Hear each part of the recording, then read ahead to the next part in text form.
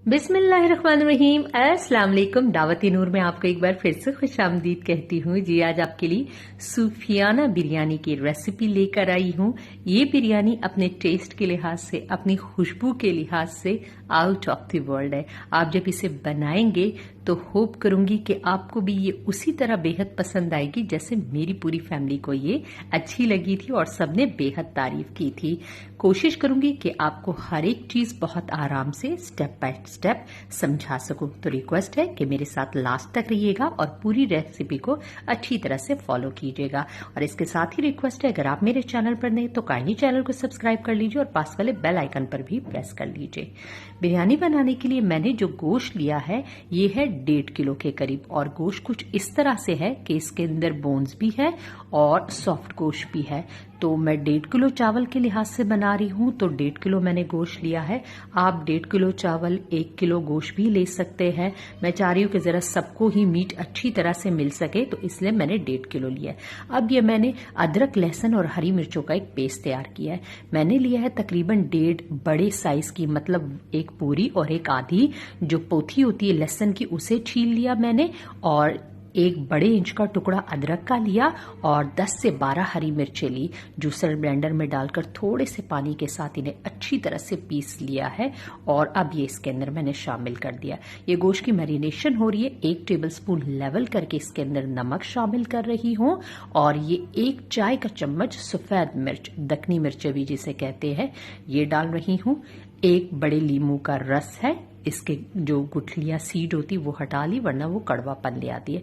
अब 1.5 किलो गोश्त है तो 1.5 कप ही इसके अंदर दही जाएगा। 1 कप अगर आप 1 किलो गोश्त ले रहे हैं तो फिर आप 1 कप ले लीजिएगा, लेकिन मसाला बस इसी प्याज और दही से ही इसका बनना है।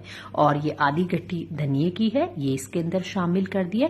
बस यही इसके बहुत ही ज्यादा सिंपल से मसाले हैं जो मैंने शामिल कर दिए। अब स्पून की मदद से अच्छी तरह से इसकी मिक्सिंग कर दूंगी और इस गोश्त के साथ इन तमाम मसालों को मिक्स करने के बाद एयर टाइट डब्बे में मैंने इसकी मिक्सिंग की है ताकि मैं इसे फ्रिज में मैरिनेशन के लिए थोड़ी देर रख सकूं। कम से कम आधा घंटा मैरिनेशन दीजिएगा, या अगर आपको कल बनाना है तो आज ही मैरिनेशन करके फ्रिज में रख लीजिएगा। तो गोश्त बहुत ही ज्यादा सॉफ्ट और टेस्टी आपका बनेगा।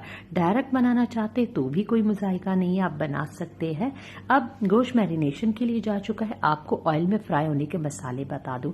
1 टेबलस्पून लेवल करके शाजीरा, 1 टेबलस्पून लेवल करके नॉर्मल जीरा लिया है, 5 से 6 हरी इलायचियां ली है और 2 इस तरह से दालचीनी के टुकड़े, 8 से 9 लौंगे हैं और 2 बादियान के फूल है इस तरह। और ये 3 बड़ी इलायचियां मैंने ली है और 4 से 5 कलियां जावित्री की है। ये अब ऑयल मैंने आधा कप लिया है। आप 3/4 कप तक भी ऑयल इसके अंदर शामिल कर सकते हैं, क्योंकि मीट या गोश्त अपना जो ऑयल होता है वो भी रिलीज करता है, इसलिए आधा कप मोर देन इनफ होगा। अब ये तमाम मसाले इस गर्म ऑयल के अंदर मैं डाल दूंगी। मैं प्रेशर कुकर में इसलिए ये चीजें डाल रही हूँ क्योंकि मैं चाहती हूँ कि गोश्त जल्दी से पक जाए और तमाम प्रोसेस आगे फटाफट निपट जाए। अब ये मैंने 3 मीडियम साइज की प्याज ली है। मसालों को जस्ट 30 सेकंड के लिए मैंने ऑयल में फ्राई किया था कि उनकी खुशबू रिलीज हो सके। अब ये 3 मीडियम साइज की प्याज मैंने लिए, इन्हें बारीक लच्छों में काट लिया है मैंने और ये ऑयल के अंदर मैं फ्राई करूंगी तेज आंच के ऊपर। मुझे कोई से ब्राउन कुछ नहीं करना क्योंकि ये सूफियाना बिरयानी है, ये व्हाइट ही रहेगी, तो इसके अंदर कोई ब्राउन कलर नहीं। बस ये जैसे ही प्याज थोड़ी सी सेटल डाउन हो जाए, अब मैं इसके अंदर ये तमाम जो मीट का मसाला मैंने प्रिपेयर किया है ये इसके अंदर शामिल कर दूंगी और फ्लेम को कर दूंगी मैं हाई, क्योंकि इस गोश्त को मैंने हाई फ्लेम के ऊपर अब भूनना है। तकरीबन 10 से 12 मिनट के लिए है। गोश्त और ये जो अदरक लहसुन है इसके अंदर मसाला जितना भी किया हुआ है ये हाई फ्लेम पर फौरन पकना शुरू हो जाएगा और गोश्त से अच्छा खासा पानी रिलीज होगा, दही का पानी भी रिलीज होगा। तो तकरीबन 10 से 12 मिनट इसको अपनी कच्ची स्मेल और हीट खत्म करने में लग जाएंगे। अब ये देख लीजिए 10 मिनट बाद इसकी शक्ल, और काफी सारा पानी गोश्त का और इस दही का मौजूद है, लेकिन इसकी कच्ची स्मेल खत्म हो चुकी है और खुशबू अब रिलीज हो रही है। तो अब ये गोश्त हमारा अल्हम्दुलिल्लाह भुन गए। मैंने जस्ट आधा कप पानी इसके अंदर डाला है क्योंकि इसके अंदर ऑलरेडी अपना पानी काफी मौजूद है और इस पानी के साथ अब मैं प्रेशर कुकर को बंद कर दूंगी और सीटी लगने के बाद तकरीबन 25 मिनट तक मैं इसे पका लूंगी ताकि अच्छी तरह से नरम और सॉफ्ट गोश्त बन सके, क्योंकि आपको चावलों में सॉफ्ट गोश्त ही अच्छा लगता है, सख्त हो तो फिर मज़ा नहीं आता है। अब 25 मिनट बाद जब मैंने ढक्कन खोला तो देखिए इस तरह से तमाम पानी ड्राई हो चुका है। गोश्त अल्हम्दुलिल्लाह बहुत अच्छी तरह से कुक हो चुका है। अब मैंने इससे ये आधा कप के करीब ये ऑयल हटा लिया है। ये मैं बाद में चावलों की लेयरिंग करते वक्त मेरे काम आएगा और मुझे एक्स्ट्रा ऑयल नहीं डालना पड़ेगा। ये एक टेट्रा पैक की क्रीम है, मैंने वो डाल दी। आपके पास अगर ताज़ा दूध की मलाई है तो फिर टेट्रा पैक लेने की कोई ज़रूरत नहीं है, वो डाल दीजिए। इससे मसाला बहुत रिच हो जाएगा आपका। और ये मैंने 10 से 15 बादाम लिए, उसका पेस्ट बना लिया। मेरे पास काजू नहीं थे, अगर आपके पास काजू हो तो फिर आप काजू ही इसके अंदर डालिएगा और इस तरह से मिक्सी में डालकर उसका पेस्ट बना लीजिए। सिर्फ जस्ट 10 से 15 ही आपको लेने होंगे। जो चीज़ इजीली अवेलेबल वो डाल दीजिए, क्योंकि इन दो चीज़ों को डालने से आपका मसाला बहुत ज़्यादा फ्लेवरफुल बन जाएगा, क्योंकि इसके अंदर और ऐसे जितनी कोई चीज़ें नहीं होती है। अब गोश्त का मसाला प्रिपेयर हो गया, साइड पे मैंने रख दिया है। ये मैंने लिया है तकरीबन ये वाला नॉर्मल जो घर का कप होता है, इससे 5 कप चावल ले लिए। आप अपनी फैमिली को भी देख लीजिएगा। और ये तकरीबन 5 कप 1.5 किलो के करीब ये चावल बन जाते हैं। खुले मुंह का बर्तन लिया है और उसके अंदर काफ़ी सारा पानी मैंने डाल दिया है। और अब इसके अंदर मैं कुछ गरम मसाले, 2-3 तेज पत्ते जाएंगे और ये इसके अंदर ये कुछ लौंगे हैं 10-12 और ये काली मिर्चें हैं और 1 इंच दालचीनी का टुकड़ा है। और ये 2 टेबलस्पून ऑयल में डाल दूंगी। अभी नमक शामिल नहीं करूंगी वरना बॉईल होते वक्त फिर बर्तन बहुत काला हो जाएगा। जब अच्छी किस्म का ये बॉईल आ जाएगा मेरे पानी में, तो मैंने जो चावल अपने भिगो कर आधा घंटा पहले 2-3 पानी से धोकर अच्छी तरह से रखे हुए थे, वो इसके अंदर इसका एक्स्ट्रा पानी निकाल कर गर्म पानी में डाल दूंगी। और अब इसका नमक सेट करने के लिए मैं डालूंगी। मैं तकरीबन 2.5 टेबलस्पून मतलब 2 चम्मच और 1 आधा चम्मच डालूंगी। आप टेस्ट करके भी अपना नमक चेक कर सकते हैं। और इस तरह से अब मैं इसे मिक्स करूंगी। खोलते हुए पानी में डालिएगा, ठंडे पानी में कभी भी अपने चावल बॉईल होने के लिए नहीं डालिए, वरना फिर आपके खिले हुए नहीं बनेंगे। तो जब पानी में अच्छा खासा बॉईल आ जाए तभी आप डालिएगा। अब मेरे चावल तकरीबन 85% तक कुक हो चुके हैं, इसके अंदर थोड़ी सी कसर मौजूद है।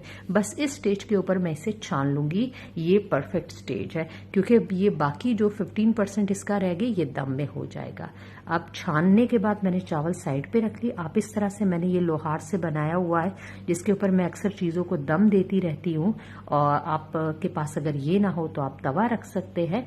और अब मैंने दोबारा अपनी कढ़ाई ले ली और जो ऑयल मैंने हटाया था वो यहाँ पर मैं डाल दूंगी इस तरह से, और अपने स्पून की मदद से इसे अच्छी तरह से फैला लूंगी ताकि मेरे चावल नीचे लगे ना और इसका दम ज़बरदस्त लग सके।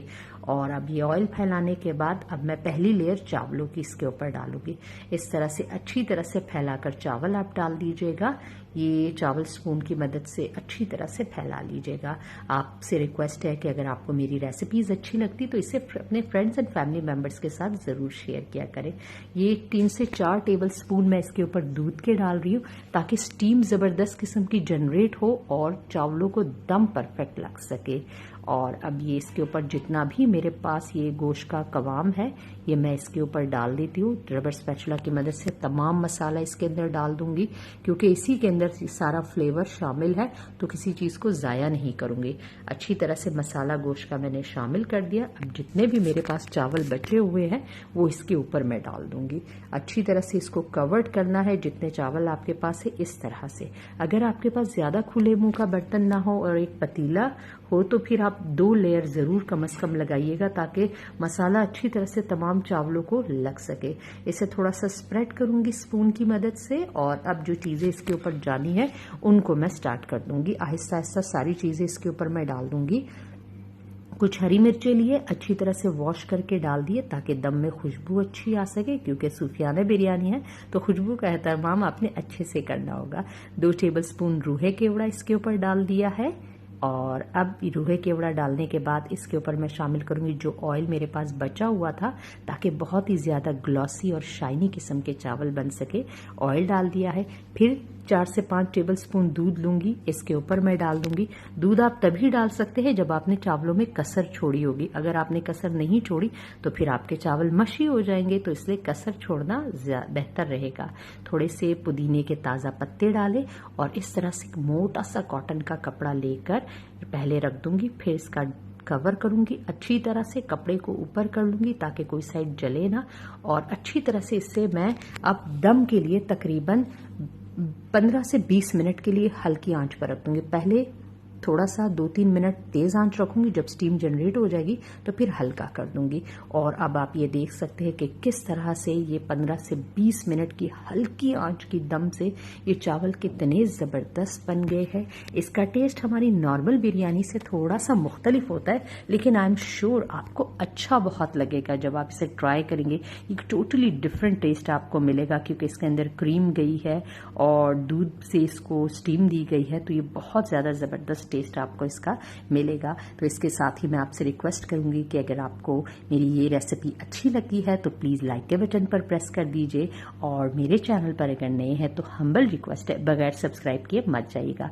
आपकी सब्सक्रिप्शन हमारे लिए एक प्यार है और यूँ समझ लीजिए कि हमारी मेहनत का इनाम है। तो अपने फ्रेंड्स एंड फैमिली मेम्बर्स के साथ इस रेसिपी को शेयर करना बिल्कुल भी मत भूलिएगा, और मेरे चैनल पर जाइए, बाकी रेसिपीज़ का विजिट कीजिए। आपको इसी तरह से ज़बरदस्त ऑन अ बजट रेसिपीज़ यहाँ देखने को मिलेगी। और कमेंट बॉक्स में आकर मुझे ज़रूर बताया करें कि आपको मेरी रेसिपीज़ कैसी लगी है, और अगर आप कुछ और देखना चाहते हैं तो आप मुझे वो भी सजेस्ट कर सकते हैं।